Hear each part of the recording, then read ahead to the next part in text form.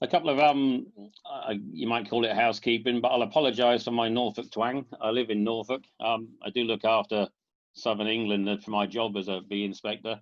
I'll also apologise that it's not death by PowerPoint, but I've got a lot of slides because normally I do a honeybee talk, either to the public or to beekeepers, and then I do a talk on Asian Hornets separately, and I've tried to sort of combine them.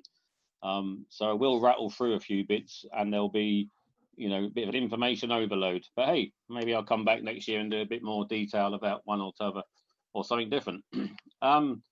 Right, so this is me. I work for the Animal and Plant Health Agency. I mean, who knew the government had a special department just looking after honeybees, eh? I have 7 inspectors who look after bees in my region, and they live in all those counties there as such. So literally one in each county. And they're part of 50 strong inspectorate across the country. So moving on, I'm going to go straight through honeybees. This is our European honeybee. Looks a bit drab.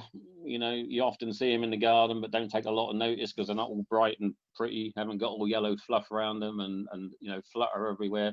They just literally get on with their job.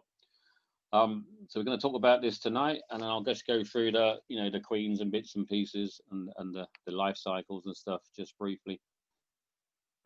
So this is how you probably normally see one on a flower collecting the pollen in the pollen baskets, which is an important bit of what they do. So if I just flick through these, you'd have all heard the bit about that said if honeybees wasn't around, then we'd probably die out 3 or 4 years later. That's not actually true because obviously we eat a lot of cereals and other crops which aren't pollinated by bees and stuff. I'm not going to read this to you because I know you all can read. But that's just how important honeybees and bees and pollinators in general are to our world, if you like. I'll just give you a second to do that because I'm keen to move on. Okay, so honeybees are important. We all know that, and we all like to try and look after them. So the worker honeybee, it'll be no surprise to at least half of us that the worker honeybees are all female. Okay, they're all ladies. They're all female worker bees.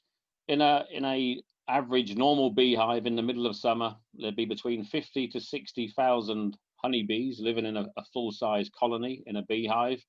And out of those, if there was say 50,000, then at least 49,500 of them will be female. And they'll all be, you know, these worker bees. So the worker bees, same as all the bees as such, they've got 5 eyes. You've got the 2 big flat ones either side of their head, and then on top of their head they have 3 more eyes, which they call compound eyes, which are across the top of the head. They haven't got any ears, so we assume they're deaf really, but they've obviously got lots of other senses with their antennae and their tongue that they can use. A female worker bee like this will live sort of 6 weeks in the summer and 6 months in the winter. And the difference really is that kids take a lot of looking after. So in the summer, whilst they got lots and lots of brood to look after, lots of young bees that need feeding, larvae, and keeping the hive warm, they literally wear themselves out. And then when they get to a certain age, they'll go flying and foraging for about 3 weeks. First 3 weeks of their life they spend in the hive. The second lot of 3 weeks they spend foraging and collecting. But they literally 6 weeks is their lifetime in the summer. But in the winter, because they literally stay in and just work when they need to or have to, they can last up to 6 months. And they don't hibernate. They'll just stay in the beehive and just keep it warm. One of their main jobs is keeping the hive warm. And inside a beehive, at any time of the year, the actual internal temperature, right where the bees are, where the queen is, where the young bees are, will be 34.5 degrees. So that's 34.5 degrees on a 35-degree hot summer day. You know, in a wooden box with a tin roof, or it's also 34.5 degrees when it's -10 outside and 6 inches of snow. That's the main part of what they do, and how they'll do that is actually they will just cluster together. I mean, you can think it's almost like a big cluster of penguins, say, but it's honeybees in a beehive in like a rugby-shaped type ball, separated just by the honeycombs that are between the ball, if you like. And they can disengage their wings from their wing muscles and actually just literally all sit there and shrug. And by that movement of shrugging their shoulders constantly, they generate the heat, which will, internally in the middle of that, it'll be the 34.5. The ones on the outside get quite cold. If they get colder than 6 degrees, after about 45 hours, they start to become very lethargic, and then they can actually drop off the cluster. So just before that happens, they actually just work their way back into the middle, get a bit of a warm up for a few hours, and then just keep taking it in turns. The worker bee will spend, let's say, the first 3 weeks of its life just doing jobs in the hive. Could be keeping it warm, keeping it clean and tidy, because they don't have any mess in the hive. I mean, a worker bee can, if in the middle of winter they don't fly, so literally they just cross their legs, and they can cross their legs for for 3 or 4 months at a time. So you might look out on a nice February bright sunny day and wonder what all the spots are on your washing or on your car, and they're actually honeybees that have come out and, if you like, vented themselves for the first time after 2 or 3 months. Their main job, in the hive is literally raising the young bees, raising the larvae, feeding it, keeping it warm, protecting the entrance against invaders. But once they get to about 20 days old, they then become foraging bees, and the other young ones will take over behind them, doing the keeping it warm and do. Foraging wise, they'll go out and collect water. They collect quite a lot of water for what they need in the hive, but they'll also obviously collect pollen, and they'll collect the nectar to turn into the honey. We'll talk a little bit about honey later. I'm going to rattle on. The queen honeybee, again, quite drab, looks quite like the workers. These are all female workers around her, looking after her, a bit of a ladies in waiting, if you like. The queen honeybee has just got an extra couple of segments on her abdomen there. She's the only one that's fertile and can lay fertile eggs. All the others can lay eggs, but their eggs will only hatch into males, and you'll soon see in a minute that the males aren't a lot of good to them. So the queen will lay a fertile egg. If the egg is fertilized, then it's a female. If it's unfertilized, it becomes a male. The queen can choose which egg she lays, male or female. The males don't do any work really, so in the winter they're no good to anybody, so she doesn't lay any male eggs in the winter. She'll only lay them in the spring, ready for summer. The workers will dictate that to her by the cells that you see. So those cells in the wax are all a certain size, and in those ones you see there, she'll only lay worker eggs, which are the females. In the slightly bigger ones she'll lay a male egg. So she sticks her head in those cells, measures it with her antennae, and decides which egg to lay, fertilized or unfertilized. She'll typically live, well, up to 5 years, they say, but typically about 3 years in total. And her job is eggs. She's an egg laying machine. That's what she does. It's not exactly a glorified living, but she can lay up to 2,000 eggs a day in the summer.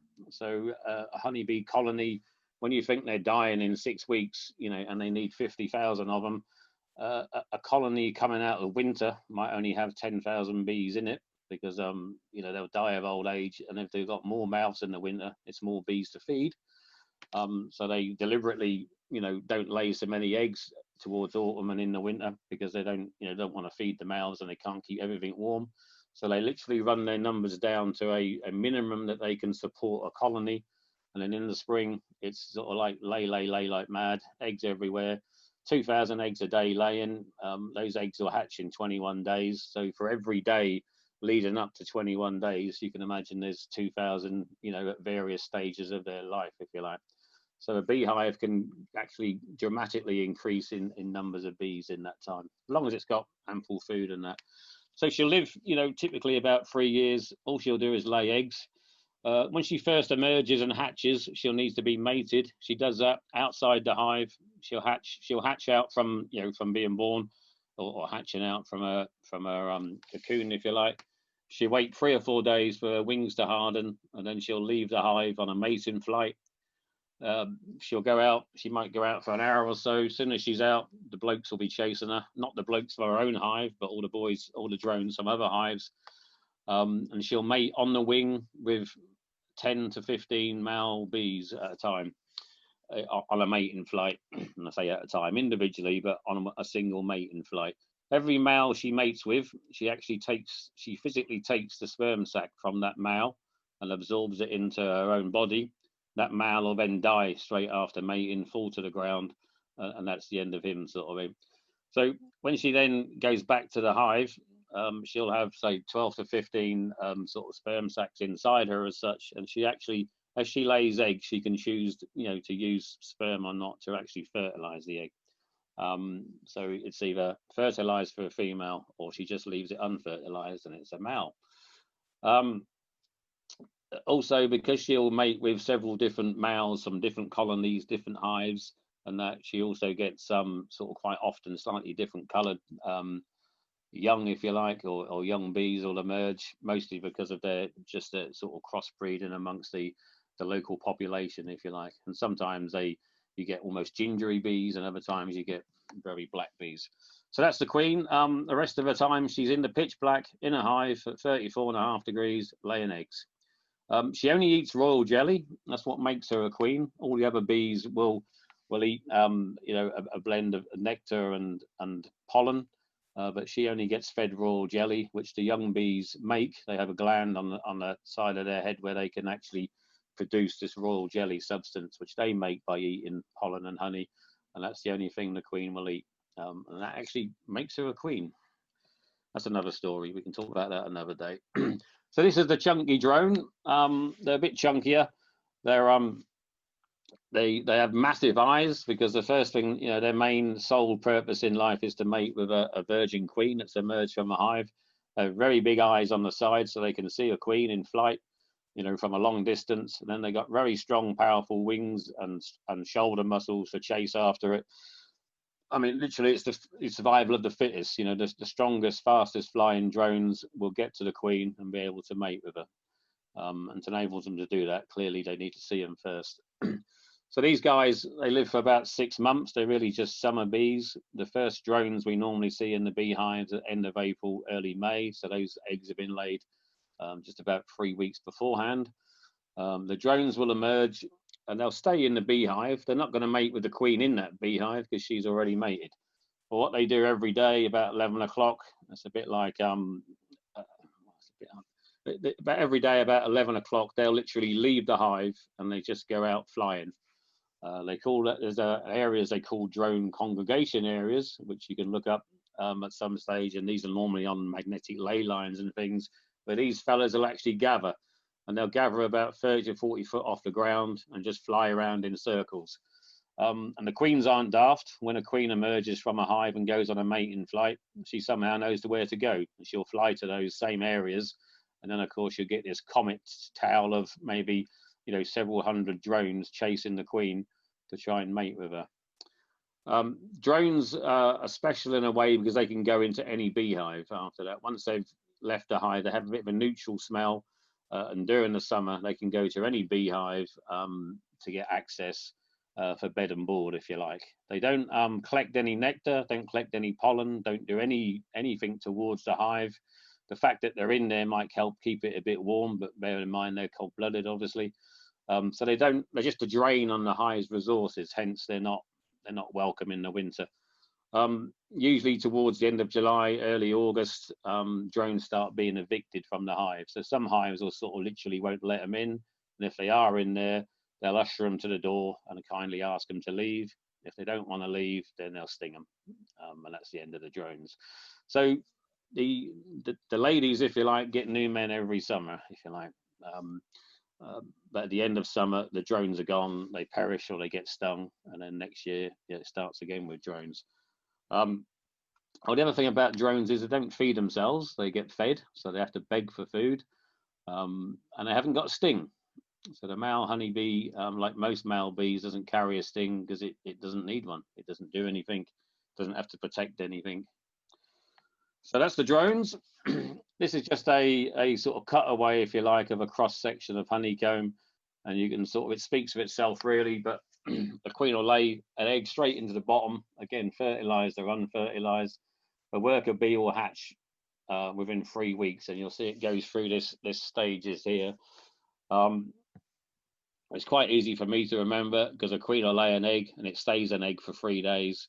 It then stays a larvae for 6 days, and it then becomes a pupae, if you like, for 12 days. So 3, 6, 12, giving you 21 days for the female worker bee to emerge. The drone's slightly longer, they're a bit chunkier. take a little bit longer to develop. The queen, who obviously we all think is a bit special, actually only takes 16 days because she doesn't have to do hardly any of the functions the rest of the bees do. All she really has to do is lay eggs. I'm just going to check my timings. Oh, look at that.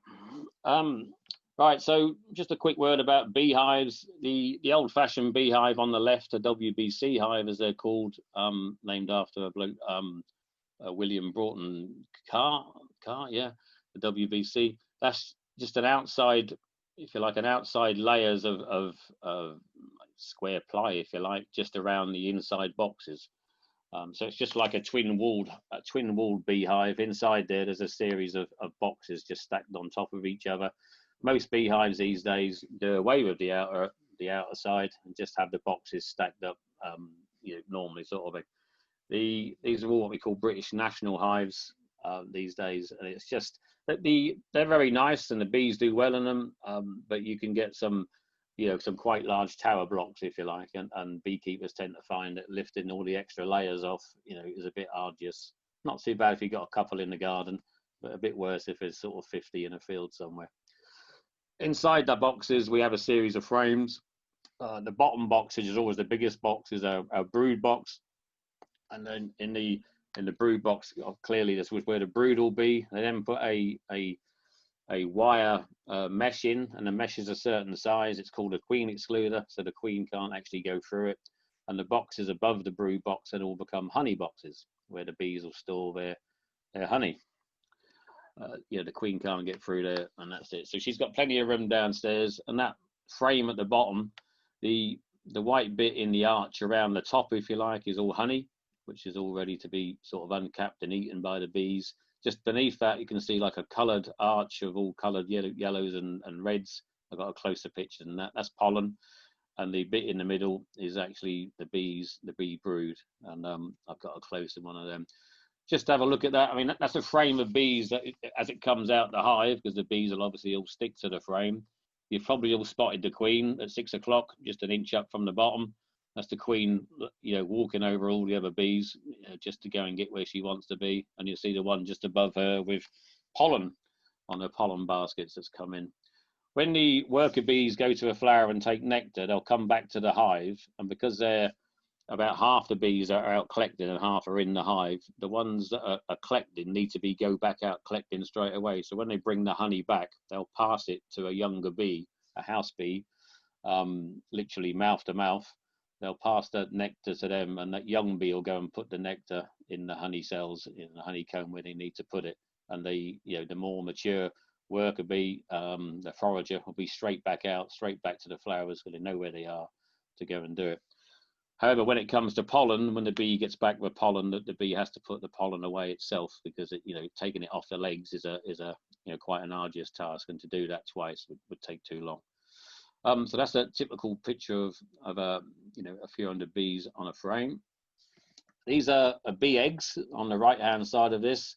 So the queen will lay an egg in the bottom of the cell, and then what the workers will do is they'll come along and they'll cover that egg in that white milky substance, which we sort of laughingly call bee bread, but it's actually a mixture of that and a little bit of royal jelly, which they start them off on. And the larvae will sit in there in like a warm bath of food, 34.5 degrees, and they're just laying in the food, just lapping it up and absorbing it almost, to quickly grow into what they need, to develop. This is a closer up picture of the pollens on one of the frames. It's amazing the different color pollens, and you can see some of them have got, again, if you just go up from the bottom, from the middle and just go sort of left a bit, you'll see different colors on top of each other in the same cells. I mean, to bees, it's all pollen. Some has got a higher nutritional value than others, but they're all pollen, and they just stick them all in. The bright blues on there will come from poppies mostly. Get a little bit from Phacelia as well, but a lot of the blue is from various poppies, and the sort of the greens and beiges, willows and stuff like that. But most plants have got their own particular color. There's a lot of yellows as well out there. But the bees diet is really carbohydrates and protein, so they get all the carbohydrates from the nectar or the honey that they eat, and all the protein and everything else comes from pollen. A simple diet, a mixture of the two. So that's a picture of my hand. I'm about to get stung, I think. So there's a female worker bee just come over.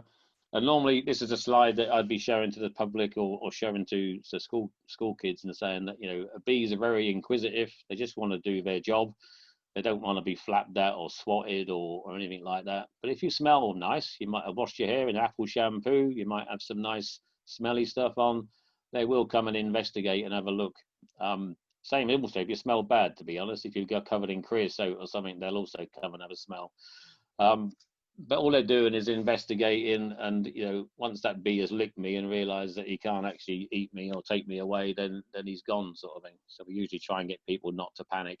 If a bee's going to sting you, the first thing it normally does is bump into you, and you'll know you've sort of been bumped into, because you'll get sort of bashed by it. It'll fly at you and hit you hard. And they're normally in defence, if you like. So when a bee does sting you, we'll all know that the bees die. So it's always the female workers who sting you. The queens not really leaving the hive. They're not going to sting anybody. Queens only sting other queens if they fight. In a beehive, when a new queen emerges, the bees sort of cover all their bases, and they'll have 5 or 6 queens emerge all within a few hours of each other, to make sure they've got one, if you like. And then it's the strongest that survive. So usually the first one hatches will try and go around and kill all the others before they hatch. If that doesn't happen and another one hatches, then they'll normally fight it out by stinging each other. You know, but they don't die. The queen sting doesn't have a barb; it won't die. And when a bee stings another bee, or a bee stings a wasp, the same thing. It doesn't die. The barb on their sting will just crunch through their sort of outer shell, sting them, and then they can withdraw it. The idea of this, you can see from this that the bee sting has become detached from the bee, and the blob around the end of the sting, or that ball, if you like, that's actually the venom sac. So after a bee has stung a human or an animal for that matter, and that the sting is embedded, then the venom sac will keep pumping venom for about 20 seconds to make sure you've been properly stung and not just a little bit of a sting. So in this instance, you know, you scrape it out against the way it went in, so against the grain, if you like. If you was to grab it and try and squeeze it to pull it out, you'd just have the same effect of pumping all the venom in. This is a defense mechanism where they'll sacrifice themselves to save the beehive. So picture the scene, you know, big grizzly bear in the woods. There's a hollow tree full of a nice, lovely honey and honeybees. The bear will come along, rip the tree open, start to eat the honey. The bear's got very thick skin apart from around the face, so immediately he starts getting stung on the face. Once he's got, you know, 50 or 100 venom sacs pumping venom into him, he ends up being like a bear with a sore head, and literally walks away and rubs his head and sleeps it off in the woods. Meanwhile, he's at, you know, a few pounds of honeycomb, and, you know, the bees that have killed and have died in protecting the beehive, you know, the other thousands and thousands will live on, repair the nest and carry on. So it's just a way that they can, you know, a few hundred of them can sacrifice themselves, you know, and see off most things, if you like. And yeah, it hurts when you get stung, by the way. You know, I don't tend to swell up these days, but, you know, the average person does swell up, and of course you can get anaphylactic shock and the bits. I'm going to move on from bees. So that's a close-up picture of the sting with the serrated barbs on it, and the sting's actually in 2 bits. You can see that they actually, it's hard for me to do, and if you can see me or not, but the sting does that as it goes in, to make sure it goes in properly, and then the barbs will hang on to it, you know, and then the venom will come down the tube down the middle. That's a frame of honey, so that's honey that's been capped. So that when the bees will collect nectar, they'll bring it back from the flower. They'll put it into those individual cells in the wax frames. When they collect it and bring it back, it's typically made of 20% sugars and 80% water. So if they bring that back to the hive and left it in there at 34.5 degrees, within a few hours it'd start to ferment. Then it would go off, and it's all no good to anybody. So the bee's job is to evaporate the water off of the honey. So when you get 80-20 water stroke natural sugars, they'll evaporate it to the opposite. So it ends up being less than 20% water, typically about 18% water, and, you know, 80-82% sugars. So to do that, they obviously, they'll keep bringing it back, and they'll fill up those cells in this frame here, for instance. Then overnight, they'll evaporate the water off, so they don't stop work at night. Once they're all back in the hive, they raise the temperature of the hive from 34.5, or raise it up to about 45 degrees, because that's more effective. And then they all start fanning their wings, and they get up a nice warm airflow, which actually ripens the honey. So that warm air will obviously evaporate the water off of the nectar, and in that process, it's ripening it and turning it into the honey. Once it's below the 20% water level, you can't get any yeasts or molds grow on it. Then they'll cap it with a nice sort of thin wax capping, so it's now secure in its wax jar, if you like, a single wax jar, and it'll stay there, well, until it's uncapped and ready for eating. And you'll probably would have seen the stuff from the Tutankhamun, from the pyramids, where they found honey sort of 2,000 years old, which was still edible. I mean, it'd gone solid, but it's still edible. It hadn't, gone moldy or nothing like that. It was still fine to eat. Honey is hygroscopic, so it will absorb water from the atmosphere. So if it wasn't capped like that, it would absorb moisture from the atmosphere and gradually become sort of runnier until it did spoil. In doing you can imagine if one of those cells is full and it's 80% water and 20% sugar, then during the night, not only does the water evaporate, but of course the volume will go down. So you end up with 20% sort of literally left, in the bottom of the cell. So they'll fill it up again the next day and do the same again. So they keep filling it up until they've, got a full cell before they cap it off. So good stuff, honey. And it's all different colors, different sort of shades of golden and quite light, if you like, depending on the flowers they come from. A beekeeper will come along, scrape the wax cappings off, or use a knife, various ways of doing it. But they'll just take the very thin capping off, spin it in a centrifugal by hand or by motor, depending on how many hives you got and how big your bingo wings are. Spin them round, it'll come out by a centrifugal force, run down the sides of the barrel and out through the tap in the bottom. That's the sort of nature intended it. It will have a few bits of wax and stuff in, so most of us will filter it just to get it the nice fine golden liquid. Honey for sale. Not mine, but some quite close to me by the look of it. The bees will make wax because they have to build the wax frames. They have to build the honeycomb themselves, and they make wax they have little glands underneath their body, and if they have to eat, and then they can produce these little wax flakes, and the wax flakes they can then mold and then make into the hexagon shapes that we see there.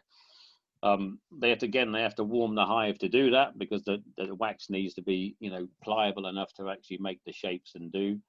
Wax melts at 63.5 degrees, but it's very pliable at sort of 45-ish sort of thing, so they can join the flakes together as such, and make their wax comb. That's important to a bee when a beehive swarms. We haven't really mentioned that. I'll quickly mention it. If a beehive is successful, the queen's a year old, 2 years old, they've got loads of honey, loads of bees, the weather's good, there's loads of food out there.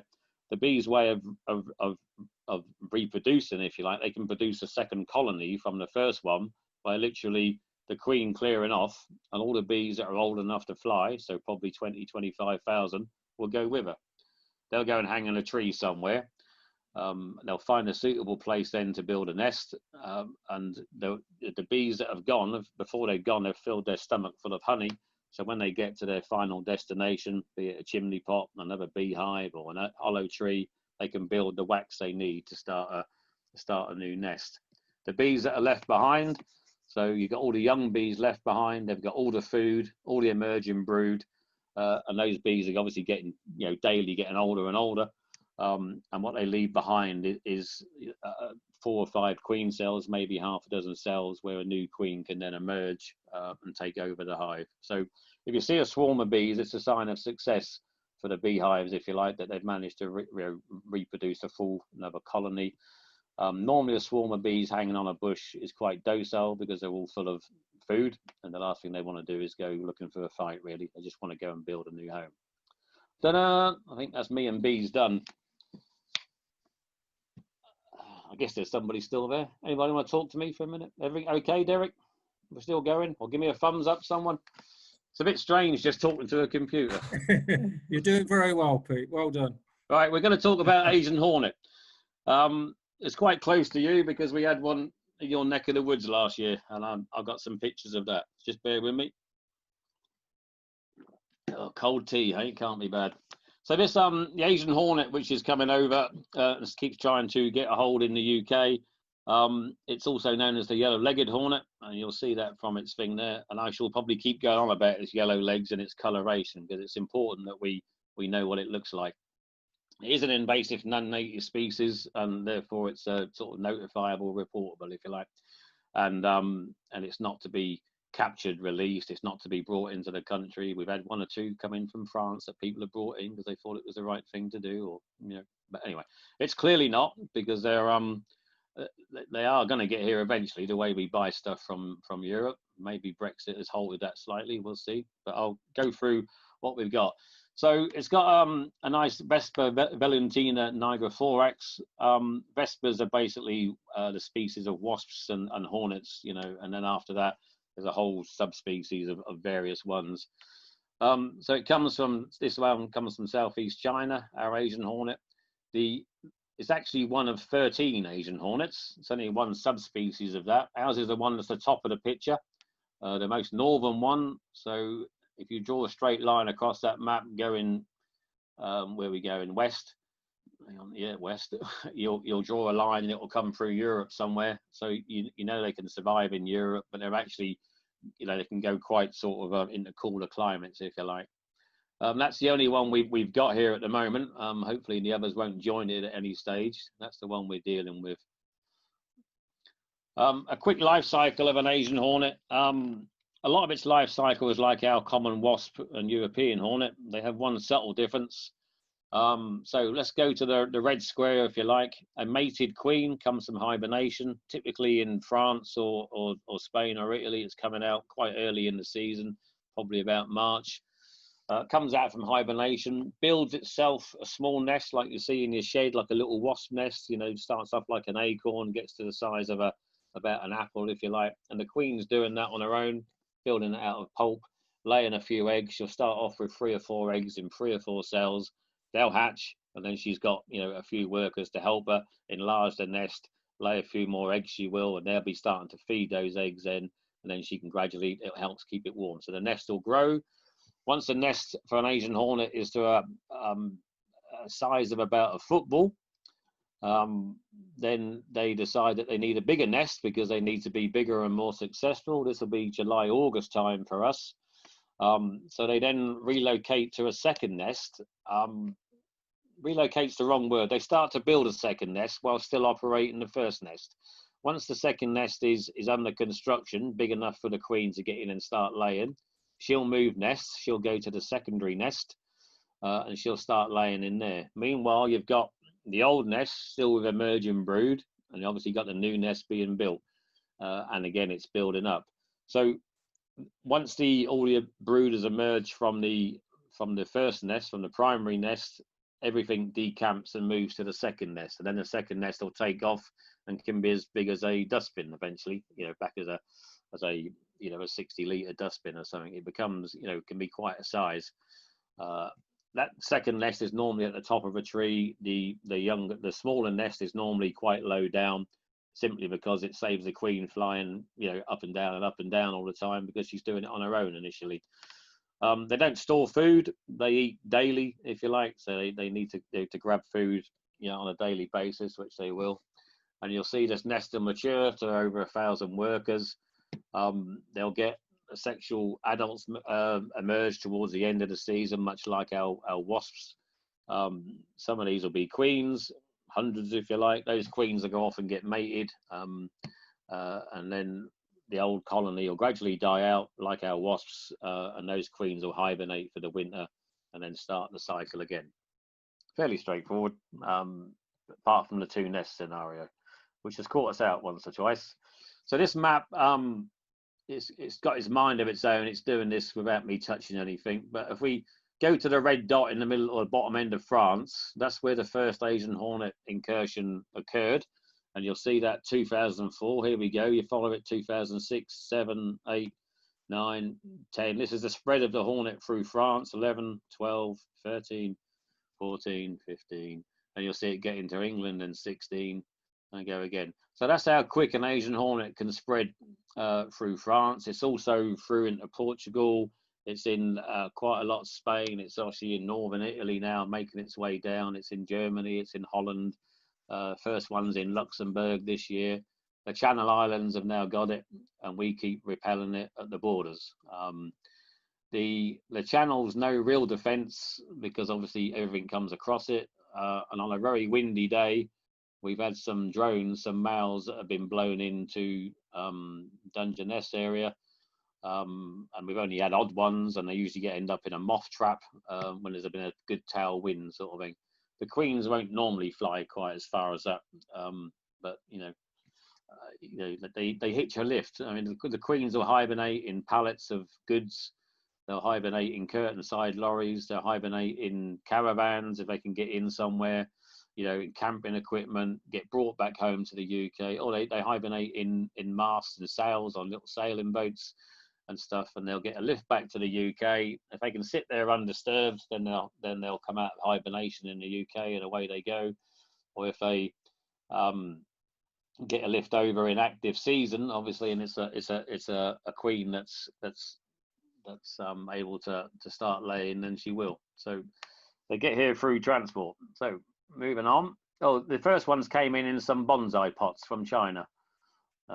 Came in on a pallet of those into a garden centre.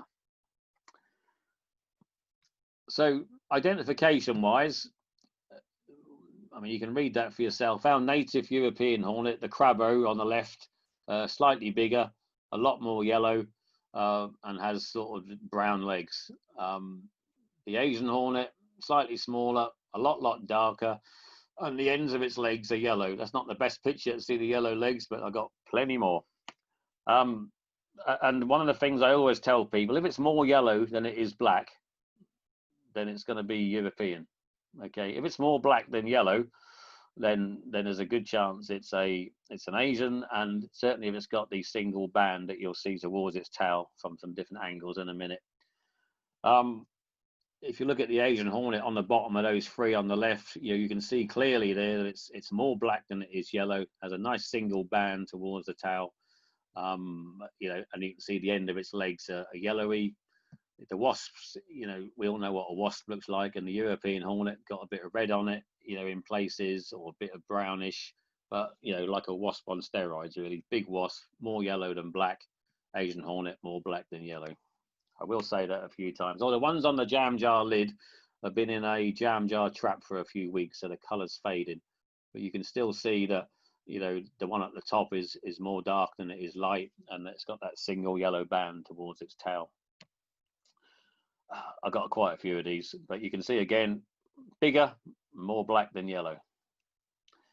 Yeah, level one, same thing against the European. Asian, European, and I don't usually make any excuses to the beekeepers for showing these because we had 8,000 reports last year, and I think 4 of them were Asian hornets. The other 7,000 were European hornets. So getting the message out there is quite important. And more than half of our reports so far come from members of the public, not from beekeepers. So if I go on to this bit, and we call it Christchurch just because we didn't really want to get loads of people there looking for it and trying to help with all the sort of good intentions, because beekeepers are keen to try and eradicate it, and they turn up in their droves, and then before you know it, you get newspapers and you get TV and stuff like that, just because it's something that they can report on. And then most of the time we're in people's gardens, and we've even been on military bases and things, and unfortunately you lose goodwill if you have hundreds of people trying to trample through gardens looking for a flying insect, because there's loads. So in regards to your local one, you can see on here an alert came in via email on a Sunday night. I mean, that email wouldn't have been picked up till the Monday morning. So on Sunday the 29th was there, the email comes in. It was picked up on the Monday. There's a phone call gone through. We turn up on the Tuesday morning, so the 1st of October, and within 10 minutes, I was there. I've seen an Asian hornet. It's confirmed. I caught the one we saw, put it in a test tube, send it to the lab. to get it DNA checked, make sure it didn't belong to any of the nests from last year. And off we go, then looking for it. You can see the timeline there. We confirmed it on the Tuesday.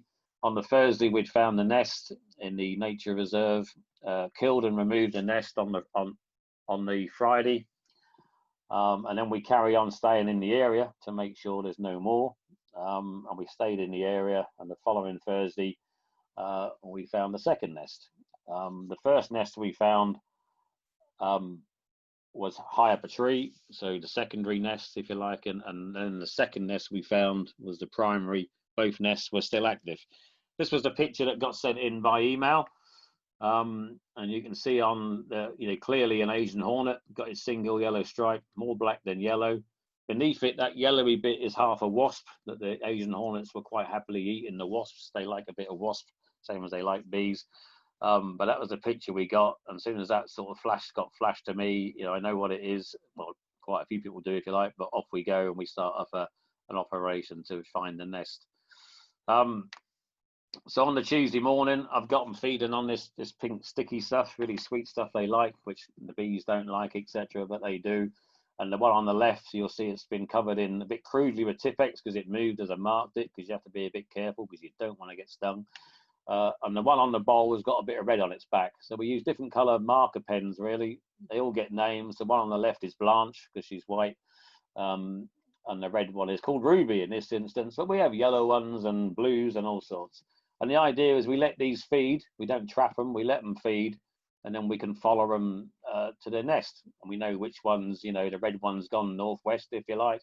It took 3 minutes to come back. We know how long it takes them to fly. How fast they fly, so we can roughly get the angle of the nest and how far away it is. And then we start doing triangulation, so we put several feed stations out, and eventually we home in to where the nest is. And then of course, quite often then it's a matter of looking, and it takes a lot of looking, or it's just keep moving the traps or moving the baits, closer and closer until you get different sort of coordinations. This was the Highcliffe map. You can see the Knee Meadows reserve there. The red triangle is where the nest was. The yellow bits are some of our feed stations, and the green bits are our feed stations as well, from sort of a further thing. The yellow bits are where the hornet is foraging on the ivy, actually foraging on the wasps that are foraging on the ivy. But you get a good bearings and that. And you can see we're in a residential area. We're in back gardens. We're walking sort of up and down streets and that. And we're trying to, obviously find the nest. In this instance, the nest was in a public space, obviously, right there. Those that go to Knee Meadows will know the lakes and know the layout sort of thing. So just down the path, past the bowling club, past a little bridge where it gets a nice bit of woods with a great big old tree in the middle, which was took down a few years ago, I know, but that's where the nest was. There's a better picture that the government supplied us because we get some access to some fancy maps at times. So the original sighting was the blue arrow almost in the middle at the bottom, which took us off in that direction. And then we're getting some triangulation to find the nest. Once found the nest site, if it's 30 or 40 foot up in a tree, obviously it's a 3D nest site, which becomes a fair bit harder. I'm probably getting a 10-minute sign any minute, aren't I? So I'm going to quickly move through Christchurch. Oh, there's the aerial picture. The red bits are where we was feeding them, and the middle red bit in the middle of the picture is the actual nest. There it is. For those that can't see it, there it is on the right, and there's the tree, the big tall tree on the left. There is at the top of there, right up in the top branches. Very small. I don't know, size of a small yellow melon, if you like. Because it's now being built up. It's the secondary nest. A few days later, we find the primary nest. It's a little brook there, and that sheet, we put the sheet down when we have to kill the nest that's up in the tree, because we can't allow the fly cam to enter any water courses. The fact that it wasn't quite over the water helped, sort of thing, but whilst we're destroying the nest, we can't allow anything to drop into the water course. The following week, we're still getting the odd hornet, and you'll see that on Thursday the 10th. There's that one feeding away. And this nest happened to be actually in a log in the ground where we'd walked by about a dozen times, just on the other side of the little stream there. There was a log. Those white marks on the log is where one of my team actually stepped on the log to get over it, to go to the brambles the other side. And in doing so, he got stung on the arm. He was unconscious on the floor 8 minutes later. And he was in Bournemouth Hospital until 10 o'clock that night. And he's not allergic to wasps. He's not allergic to bees. But he got stung one single sting by these, and he was hospitalised, which was quite a lot of paperwork for me, as you can imagine. That's a picture of the nest in the log. I'm going to move on. There's me celebrating. The nest has been bagged up. That's an Asian Hornet suit that they can't sting through, apparently. I've not yet really put it to good test. But it was dug out the log after it had been killed. Job done. Just going on to a few others. This is the sort of things that come in from the public and from beekeepers. Lots of rotten fruit, fallen apple in this instance on the floor, and these guys will eat them, no problem. This was the one at Drayton Bassett at the start of summer last year. Again, high up a tree. There it is, a bit easier to see actually when you get closer, but not as easy as the easier to see than the Highcliffe one, should I say. I'm going to scoot through a few of these. Me and the team was Cornwall the year before. We go to all the best places, by the way, New Forest, Cornwall. We get about a bit. You can see the Asian Hornets eating a chunk of fish there. They like fish, they like prawns. In the markets on the west coast in France, on the markets on the coast there, they love to go to the market stalls and take prawns, and they'll take the prawn away. They pick it up and carry it off. In this instance, that one on the left that's in a trap, that's the one with the photograph I got sent, and that's an Asian Hornet. Off we go, and we found that down at Foy, tracking and tracing it. This one was actually from the original sighting was 1,000 meters away before we found the nest in some private land at the top. The nest was low down in some brambles, so in this instance, a primary nest destroyed same day. Got rid of. A few days later, we found a secondary nest at the top of a tree. To get that out of the tree, we had to do a bit of pruning. So it's the same tree, been lightly pruned by our tree climbing department to get the nest out intact, or as much as they could intact. So if you get one in your garden, you're going to get your hedge trimmed, which is, in some cases good, but not always. This was private land, and they were quite happy for us to trim the tree accordingly, sort of thing. And this was quite hard access. We had to have an all-terrain cherry picker. We had to go through all sorts of stuff to get to it. But anyway. 5 minutes, Pete. Can we start a bit of the video soon? Yeah, we will be. So Alsford, low down under a lady's bay window. Oh, I've lost it. Under a lady's bay window, she reported getting stung in the garden by something unusual. And there it was under a bay window, eating the apples on the floor again. Bit more down the New Forest, same thing. You can see where we tracked it across. The blue bit is actually the sea. Why it's white underneath it, I don't know, but it's actually the sea, because all you can see from there is the Isle of Wight in the distance. But we followed that one from the left-hand side of that, through loads of people's gardens, big gardens, right across to where we actually found the nest at the top of that tree. There it is. There's even a picture of one of our ones with a white dot on it on the nest. Removed, job done. Just so these are the nests that we've had in the last. We got to add this year's nest onto it, but the Highcliffe nest is on that. We got one in Gosport this year. Nothing else at the moment. Single hornets have been reported. Mostly they come back in camping equipment. The one in Scotland came in for a supermarket depot with a load of vegetables from France. The ones at Dungeon Nest down there in Kent, we believe got blown over. There's one on a ferry in the middle of the channel, which I think was exhausted and just took a breather on a channel ferry. This is Gosport, but I won't bore you with that because that's just lots of arrows that led us to the nest. What we like people to do, beekeepers and stuff like that, is to understand what it looks like. Understand it's more black than yellow. It's not quite as big as our native hornet. And we like to try and use monitoring traps. We don't want everything dead. We like wasps. We like European hornets. We like everything else that flies. So we don't want to kill everything. So we like to use a monitoring trap where everything else can get out. We hope. What's that? Oh, hang on. Oh, yeah. Hang on. Oh, look. Someone's done some flash stuff. There is actually an app you can download to a smartphone called the Asian Hornet Watch app, which you take a photo and it does a location and everything, send it straight in. Works really well. That's what happened this year. Or there is a website and stuff that you can do. There's also some phone calls. You can see at the bottom there, it's not up to date now, but 8,000 reports in 2018, of which there was only 4, if you like. And this year there's been nearly 8,000 to date this year. We've only had the 1. And lots of misidentification, if you like. I'm going to show you a video in a sec.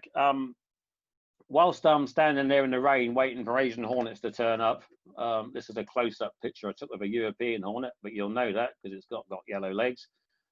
This is a fun picture I took of some hoverflies sunning themselves by the look of it. And that's just a cartoon that somebody sent me. Right. I'll leave you with this slide, and then I'll just show you a video, and then we'll have some questions. That's what happened in France, and not only is it obviously colonized France, it's colonized, you know, Germany, Italy, Spain, Portugal, etc. Right. I'm hoping this is going to work. It did earlier. If I minimize that, what happens? Oh, that's good. So bear with me. This video should start up, and it's got some bits. I'll talk you through a few. So these are more yellow than black. These are our native European Hornets. Remember, more yellow than black. There's one at the bottom, a native European, and the ones on the right-hand side are clearly more black than they are yellow, and they're Asian Hornets. This one's on the floor. It's just giving itself a clean or something. You can see it rubbing its thorax, its back, before it heads off for its next raid on something. This is one of the reasons why these are important to us. So this is an Asian Hornet now, and these are hovering outside beehives, waiting for a snack, waiting for a takeaway, if you like. And they don't only eat honeybees, they eat all pollinators. In this picture here, you can see the honeybees from the beehive. They're too frightened to fly. They're not going to go anywhere, because if they leave the hive, they're going to get eaten mid-flight. And what these do is they'll sit in 3 or 4, will sit outside each beehive, waiting for the bees to come home. They don't normally attack them when they leave the hive, because when the bee comes back and it's full of nectar or full of pollen, it will fly slower. So it's easier to intercept it, like that one there. So it gets intercepted, it'll get taken to a nearby branch or fence post, it'll get dissected, because they don't eat the head, they don't eat the abdomen. All they want is the muscly package that there's all the meat, if you like, that drive the wings. So the rest of it is chopped up in about 30 seconds, and they just take the ball of protein, the ball of meat back, if you like, back to the beehive. You see these hovering here, their yellow legs dangling. The bees want to go, but they know if they go, that when they come back, they're going to get eaten on the way back. This has 2 effects. Obviously, the beehive needs food to survive. So these bees that are coming back and bringing the food, they're getting eaten on the way back. So there's no food coming in. The others are too scared to leave. So what actually happens is the hive will gradually weaken and starve. So that honeybee you just saw land there, or try to land, has probably been feeding on the English lime trees. And because of that, it gets a bit intoxicated on the nectar. So it actually sort of almost drunk when it flies. So this is a bit sad, really, because these honeybees are just being gradually wiped out. They reckon about 50% of their diet is honeybees, so the rest of it is your hoverflies, your wasps, you know, butterflies, dragonflies, bumblebees, anything really that flies. These fellas will eat anything, and nothing eats them. So they're, you know, in this country, they're, you know, a predator we just don't want. And you see how sad this looks when these honeybees here, you know, just sort of just can't go anywhere. Once the hive is down to a level where there are so many of the adult bees that the hive is almost defenseless, then they turn up in mass numbers, and they'll go in and overrun the hive, eat the bees, kill the bees that are inside, and actually take all the larvae as well. Totally strip the hive. And having done that, the other insects will come in, like wasps and that. So these hives here, look, you'll see the writing at the top will tell you the story itself, but these hives have been totally besieged by hornets. These are all hornets gathering outside, just trying to eat anything that moves now.